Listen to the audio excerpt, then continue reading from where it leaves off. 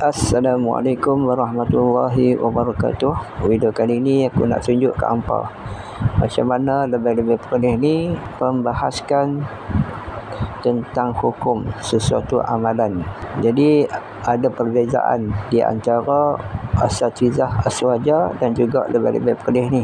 Orang yang lebih-lebih penuh ni perkara yang khilaf, mereka akan pilih salah satu pandangan, pendapat, dan mereka akan condemn pendapat yang mereka tidak pilih. Itulah perangai lebih-lebih pilih.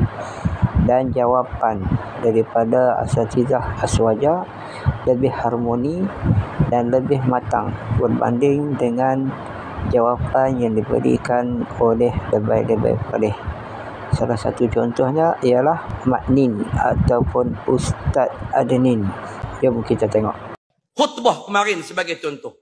Berapa ramai di kalangan makmum yang solat Jumaat di Perlis berada dalam keadaan terpinga-pinga, berada dalam keadaan tercengang. Ada yang mata terbeliak, ada yang tangan nak angkat jatuh balik, ada yang parti kiri, parti kanan, tak ada orang angkat, dia turun balik.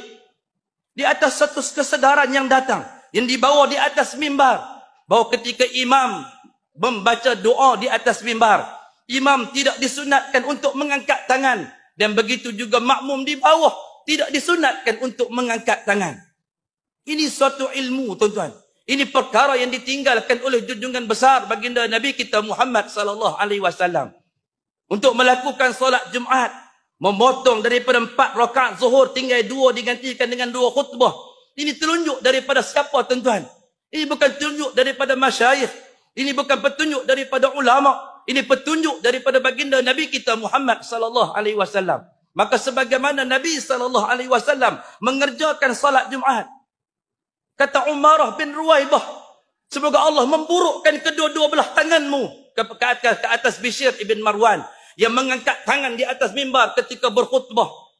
Kalau Umarah bin Ruwaibah ada pada hari ini dan dia kata kepada kita, semoga Allah memburukkan tangan-tangan tuan-tuan yang mengangkat tangan dan mengaminkan doa ketika imam membaca khutbah, membaca doa di atas mimbar, tentu kita akan kata kepada sahabat Nabi sallallahu alaihi wasallam yang mulia ni, hang ni Wahabi.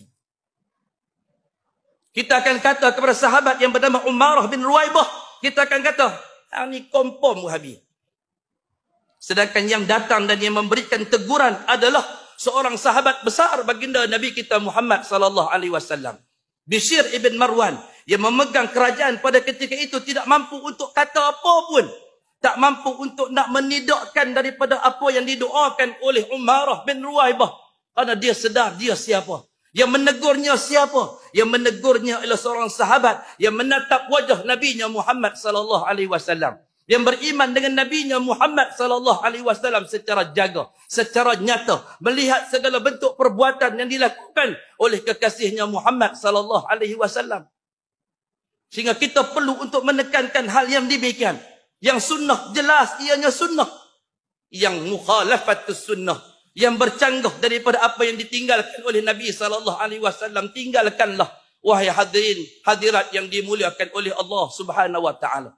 Ada yang saya tengok kemarin itu dah tak angkat tangan, duduk di bawah. Habis saja imam landing. Wa sallallahu ala nabiyyina Muhammad walhamdulillahi rabbil alamin. Naik pula. Alhamdulillah. Selesai. Tadi dah angkat tak wani dah. Pasal imam kata dah tidak menjadi sunnah bagi makmum untuk mengikut imam, tak disunnahkan. Begitu juga kata al-Imam An-Nawawi dalam syarah Sahih Muslim ketika mensyarahkan hadis tersebut. Dah tak diangkat tangan, tak bawah. Last sekali, alhamdulillahi rabbil alamin. Nah, angkat juga kau mana pun. Tak berapa nak tenteram. Jiwa tak tenteram kalau tak melakukan sesuatu yang mukhalafatus sunnah daripada apa yang ditinggalkan oleh junjungan besar baginda Nabinya Muhammad sallallahu alaihi wasallam. Imam baca doa.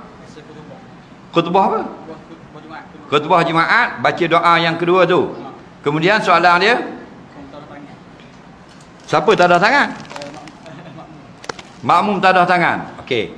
Soalan dia, masa khutbah Jumaat, khatib dalam khutbah yang kedua, khatib berdoa. Faham? Khatib pegang tongkat lah. Okey. Allahumma ighfir lil muslimina wal muslimat. Contoh. Okey? Contoh.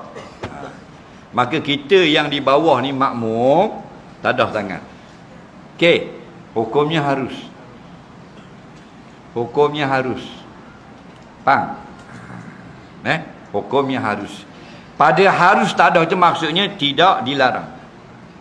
Ada dua pendapat. Yang pertama, harus itu maksudnya yusannu, disunatkan tadah tangan.